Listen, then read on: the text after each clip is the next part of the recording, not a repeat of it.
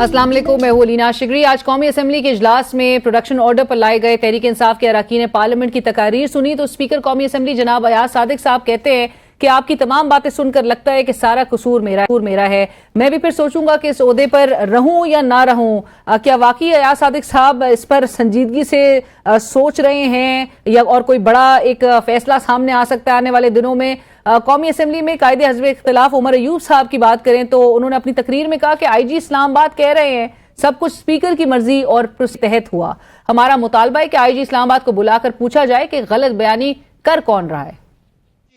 Islamabad high court के सामने वो कहता है जो कुछ भी हुआ वो स्पीकर की इमा पे और रूल्स और प्रोसीजर के तहत हुआ। जनाब स्पीकर, हम लोग डिमांड करते हैं IG इस्लामाबाद को बुलाएं और उसे कहें कि गलत बयानी कौन कर रहा है।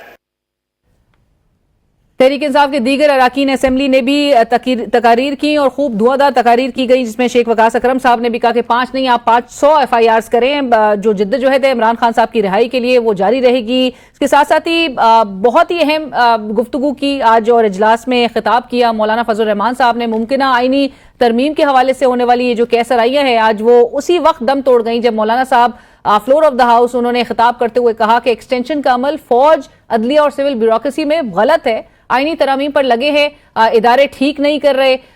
अदालत हो, फौज और ब्यूरोक्रेसी को हक हासिल है तो पार्लियामेंट भी मुतालबा कर सकती है कि 5 साल के बाद आप हमें भी एक्सटेंशन दे दी जाए।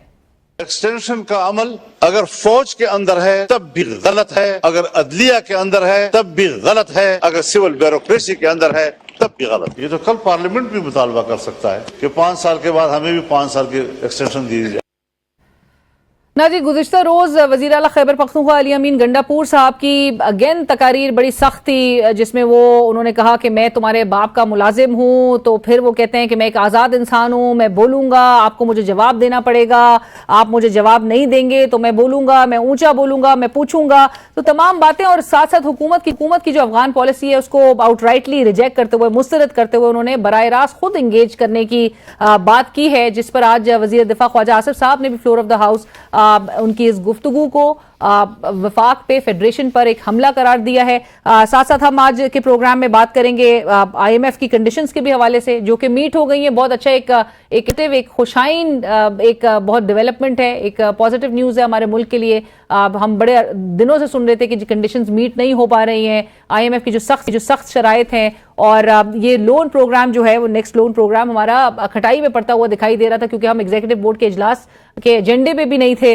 सो लिहाजा ये खबर अब से कुछ देर पहले सामने आई है। वज़ीर आज़म शहबाज शरीफ साहब भी आज बड़े पुरुम्मीद ही साउंड कर रहे थे और बहरहाल ये एक अच्छी डेवलपमेंट है, इस पर भी आज के प्रोग्राम में गुफ्तगू होगी। और कल के रोज जो पाकिस्तान तहरीक इंसाफ ने एक मुल्क गिर एहतजाज की कॉल दे रखी थी उसको आज सलमान अकबर आज़ाद साहब जो कि इंसाफ के सेक्रेटरी जनरल भी हैं, उन्होंने अडियाला जेल में इमरान खान साहब से मुलाकात की और उसके बाद मीडिया टॉक के दौरान उन्होंने ये ऐलान किया कि ये मुल्क गिर एहतजाज मौखर किया जाता है इसकी कॉल को और लाहौर के जहां पर जलसा है, करक का जलसा है, वो अपने प्रोग्राम और अपने टाइम के मुताबिक जो है अपने डेट जो उन्होंने फाइनलाइज की है उसके मुताबिक किया जाएगा, चाहे इजाजत दी जाए या नहीं दी जाए।